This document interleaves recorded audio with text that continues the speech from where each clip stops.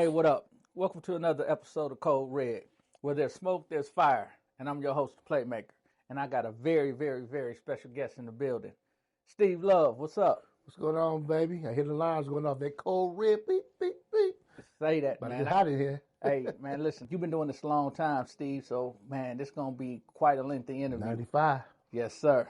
Can I ask you a couple questions? Man, go ahead and shoot, baby. The Playmaker make things happen. I'll keep it real with you. All right, let's get right to it. So I guess everybody want to know, Steve-O. I'm going to start off real heavy with you. I was going to take it a little light and slow. Yeah. We're going to get right into it, man. Let's go. Everybody want to know, because of the way you talk, your whole swagger, you a pimp? Not at all, man. Have you heard that before? Heard a lot, man. I just hang around the famous Pimp Snooki, Pip and Ken, partners of mine. But I love women, so I'm not a pimp at all. Okay. I got Pip's ways. Well, in your latest movie, Trayvon. Mm-hmm. Well, he's not a pimp. He just got Pip's ways. Oh, okay. Well, all about a check too, man. Oh, yeah. The man played Trayvon in that joint. And shout out to Swift Motion Pictures for giving me the opportunity for a lead role like that. Milwaukee showed out. Milwaukee cast showed out. So it was a very fun and very, very, very interesting process. I really took that serious and I really studied that role. I had to be in a wheelchair and, rehabilitate myself. Yeah, learn how to walk again. I saw all that, man. I saw all that. Yeah, salute to Swift, man. He giving the opportunity to a lot of people, man. Dreams to the big screen. Exactly. I mean, I ain't seen the young lady Parrish come from just beginning to like she's a beautiful actor now. So he gave her that opportunity time after time again. So yes, sir. So Steve-O, man, you good on all points of the city. Yes, sir. So, and you seem comfortable everywhere. Oh, yeah. So, I guess we all want to know where you really from. Well, from 19th and Locust, born and raised in Locust. A lot of my time spent on 47th and Garfield, since I get affiliated with the 405 area. I really uptown 47th and Garfield. My older teenage days, like I later like 13, 14, but the majority of my life was 19th and Locust. Big old White House in the corner right there. They just painted it after, 40 years. So it remained the same every time Every you roll time. past, Every time I look at his memories, because you can't miss it. The big old White House in the corner of 19th and Locust. You can never miss it. Across the street from Rose's Bar. Say that, man. Tell me, when did you find a knack to start promoting and marketing? Because I remember you doing it like in the 90s. Yeah, in high school, me and my man Mark, he's at Bloom Cage. He's at his balloon shop over here on Coleman, Mark Coleman. They had a balloon shop. Yeah, Mark and Kia Bonnie, the one who used to play for the Packers. They live next door to me. So okay. We grew up together on 47th the Ferguson. Garfield. The Fergusons. Yeah. And they had a balloon store. So me and Mark used to throw basement parties. And I used to print the flyers to go to all the high schools. So that's when I first really got into promoting seriously. To $5, $10. You probably remember back in the days, it was in the basement under the balloon store. So that's when I really first started promoting, doing parties. Hey, Steve-O, this is a little known fact. I probably mentioned this to you a few times.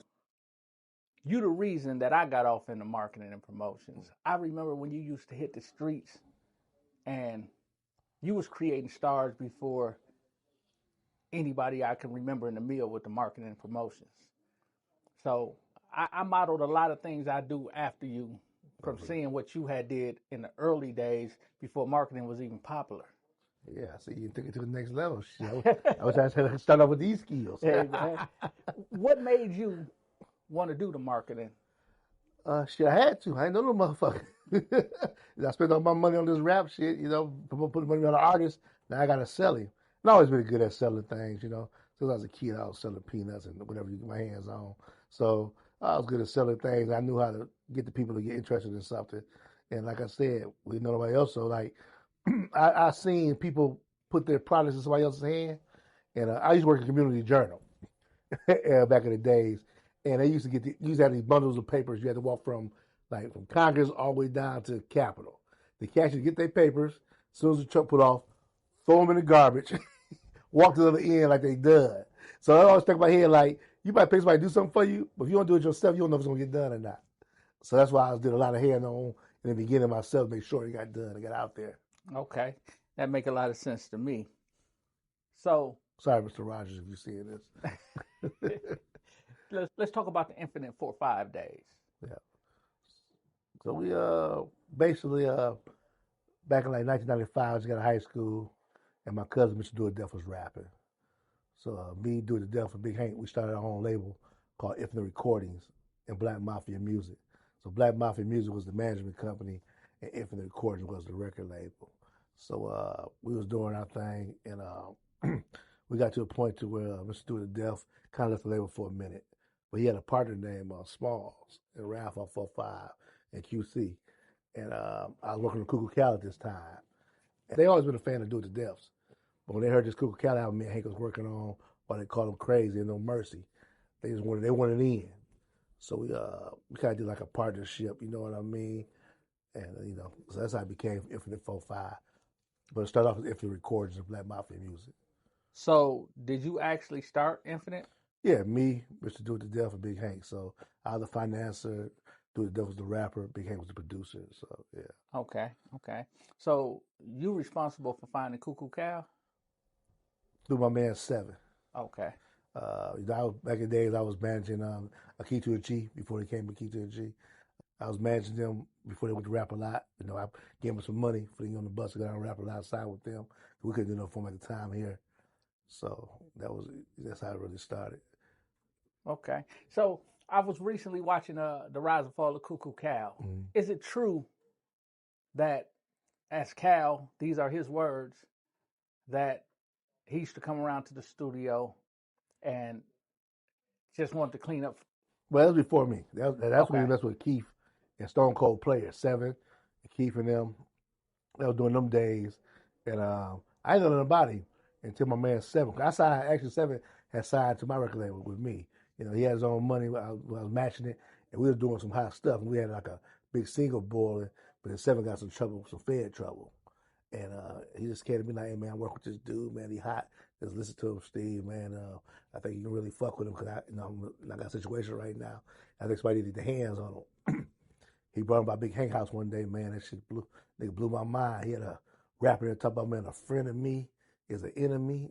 Just, the man rap words so cold. And to say something different that I know they always talk about Jay-Z's and Biggies and them don't use pen and paper. I ain't never seen Cal use pen and paper in the beginning at all. He used to have a boom box and walk around or to hear the beat and straight lace it. He said because he was lazy. But he the first person I ever seen doing that in real life. This is like in 96, 97. Yeah. Yeah, that was unheard of in 96, 97. Yeah. Cal's a true talent. So after the marketing days, the Infinite days, what made you leave music? Cal. Mouse play. Man, it was just too much shit, man. It was just too much like but I spent like hundreds of thousands, man, millions, man. Just even before you got to my projects, I ain't spent hundreds of thousands trying to make the label blow, And my competitions were always outside of the world.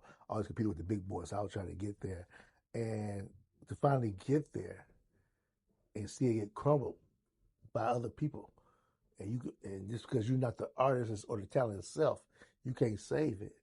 Made me realize that everything I do from that point on had to bet on myself.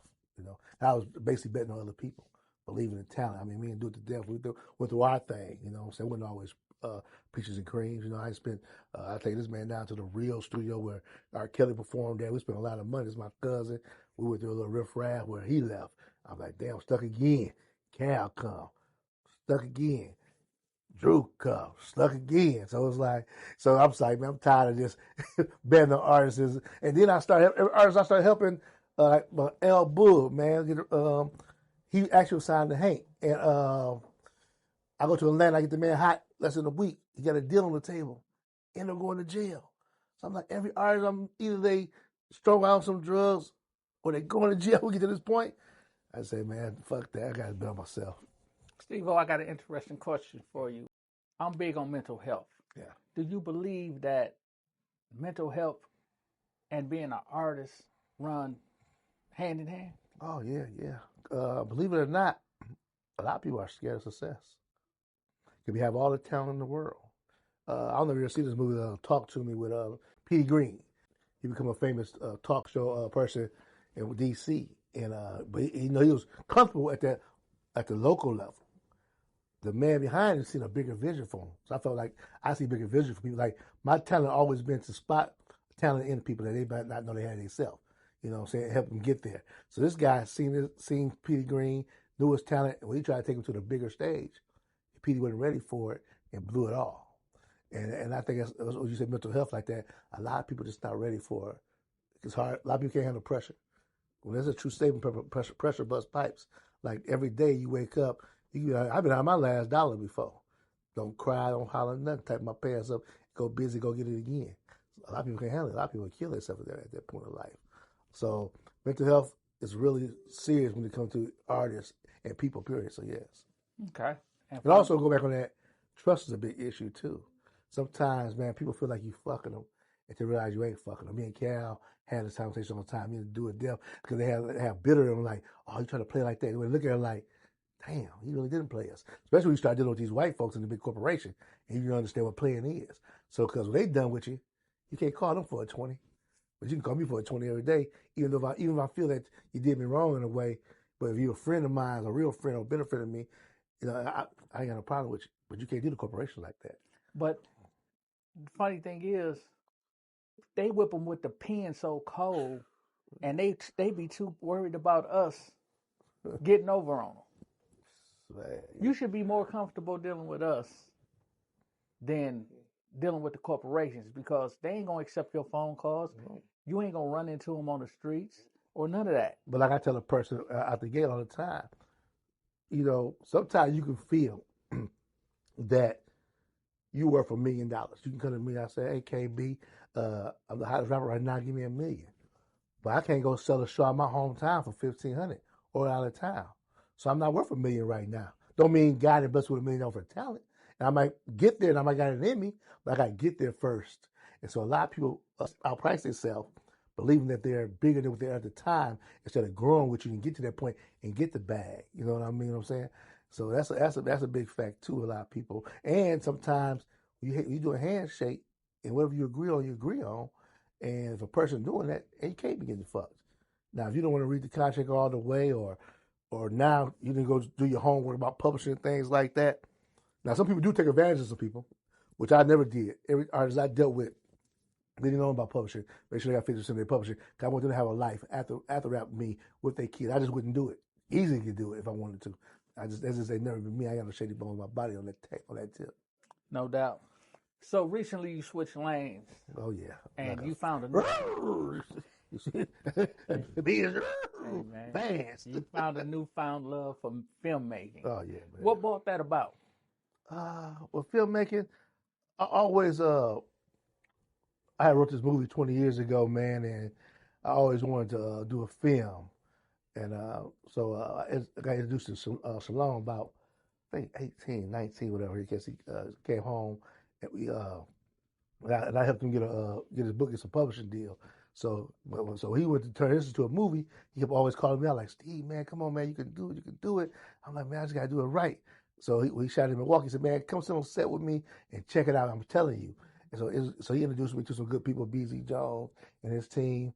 And Swift actually introduced me to, he's seeing it. Once I see something, I catch on fast.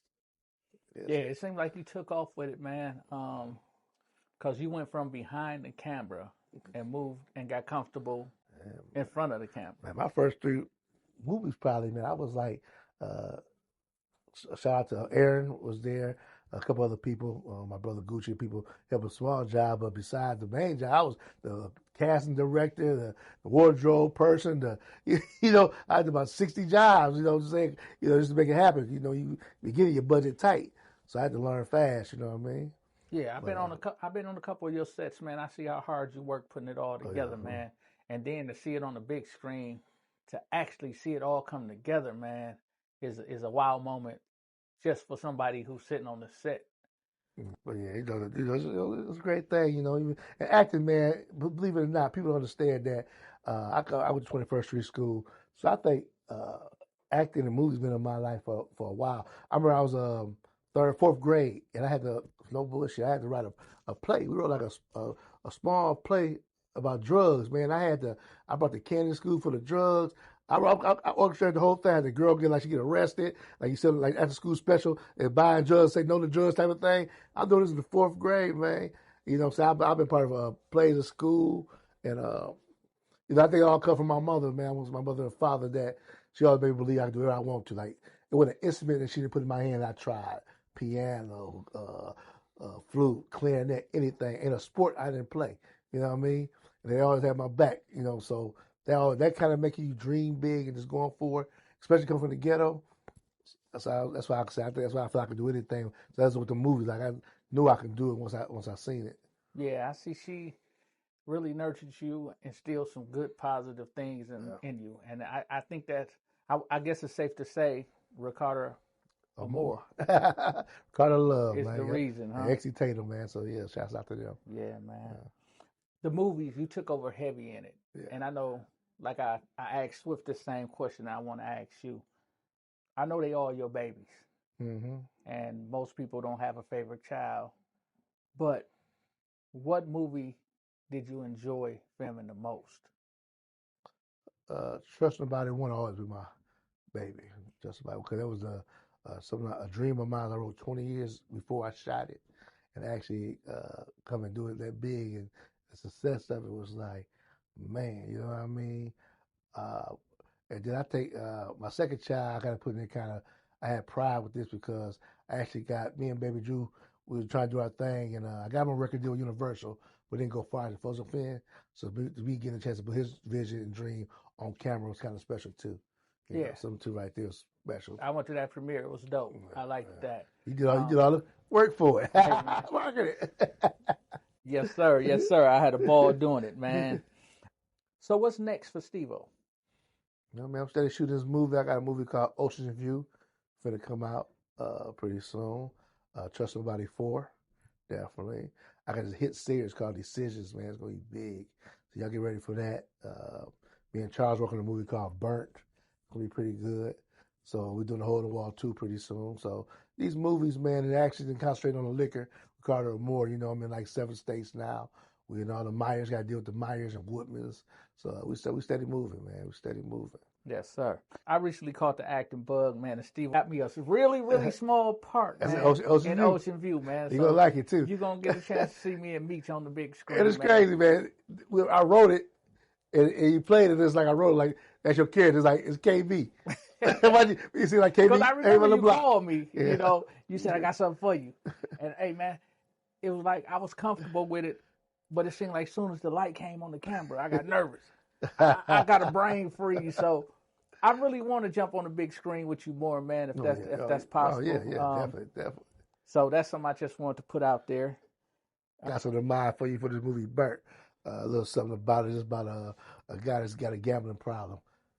So I guess I can play that.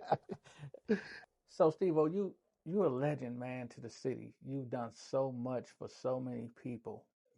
Do you feel that you get your flowers? Do you feel that you've been properly rewarded from the city? But I've always been a behind the scenes man, so I never really cared about, like praise. I gotta get a shout out to Choo Choo the Mac. My whole time being on this, being in this earth and doing the things I did, he's the only person who gave me an award, man. All these award shows I see, I think I got a Whammy before, but that's for my project. That's more Coo Coo Hank. Even though I was behind him, that's them. But personal award, Choo Choo the Mac, shout out. And all these awards I see, I even did an award show. Me and Hank, believe it or not, back in early 2000s before everybody was in jail. I gave Ice Moan. I gave everybody an award. Because people wasn't appreciating them, and I showed them they appreciated it. And I said, my man, that's why I gave Sir Wayne, shout out to Sir Wayne, top promoter, key to the city.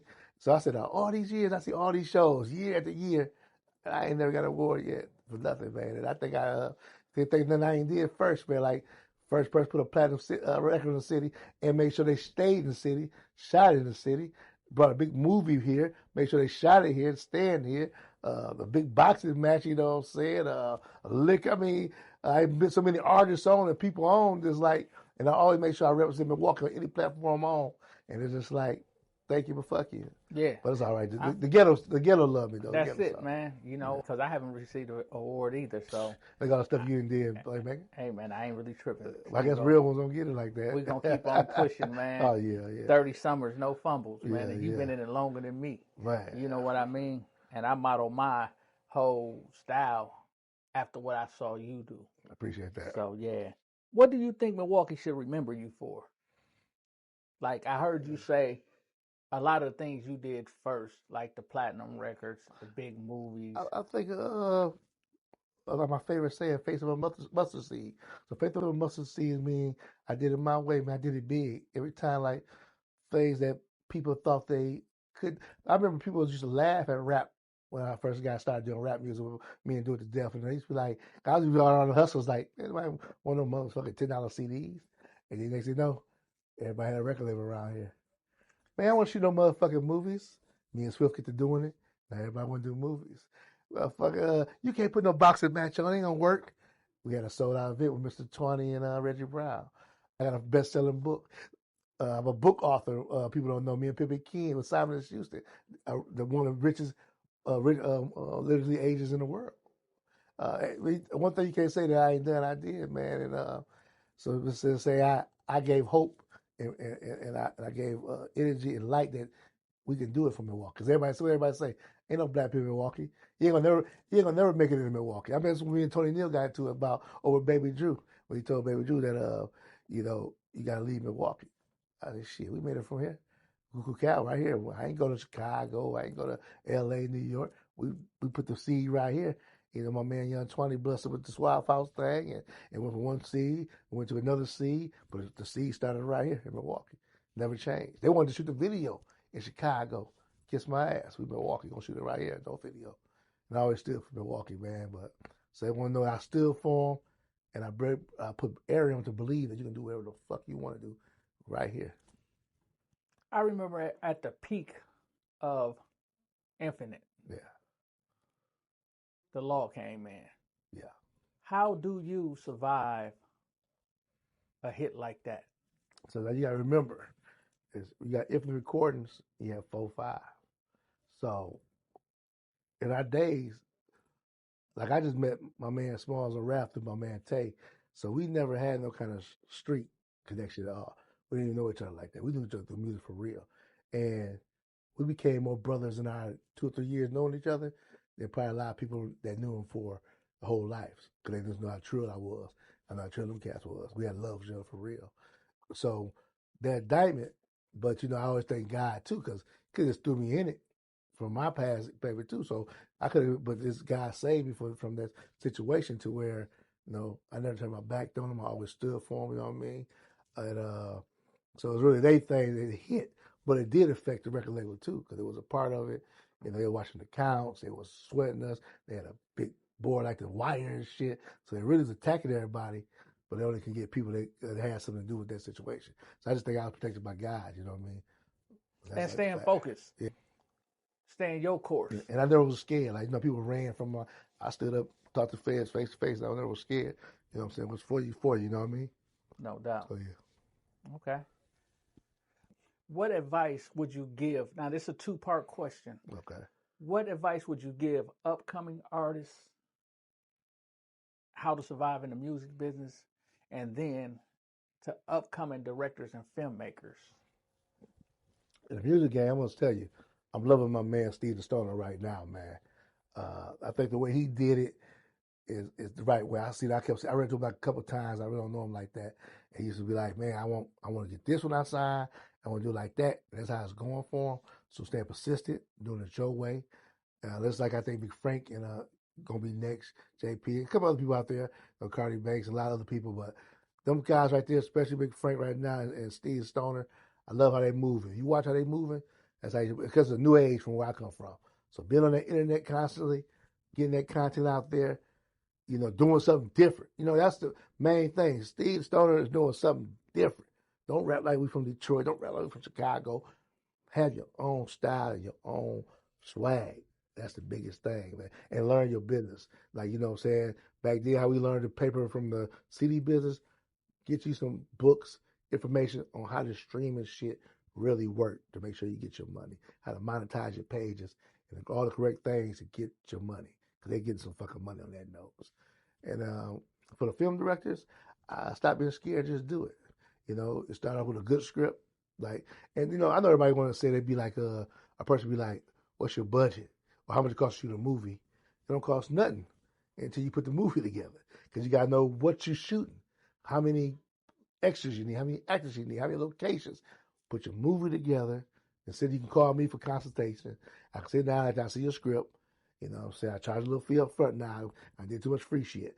But I will break your script down for you. I'll tell you what you need, what kind of budget you need, and help you put it together. And that's the main thing about shooting your movies. Put your ideal on paper and just get to it. Steve, if the people want to catch up with you, how would they catch up with you? It's Just Money ENT on Instagram, or Steve O Love on Facebook, or it's just money at gmail.com. If you got your money together for some consultation, you want to make some things happen, hit me up and I got you, man. Hey, Steve-O, man, thanks for sharing your story with us and coming out to talk to us. Well, man, listen, there's no danger in the building. There's got to be a red coat to figure out the situation. Say that. Thanks for Deep, stopping in on baby. Code Red. Where there's smoke, there's fire.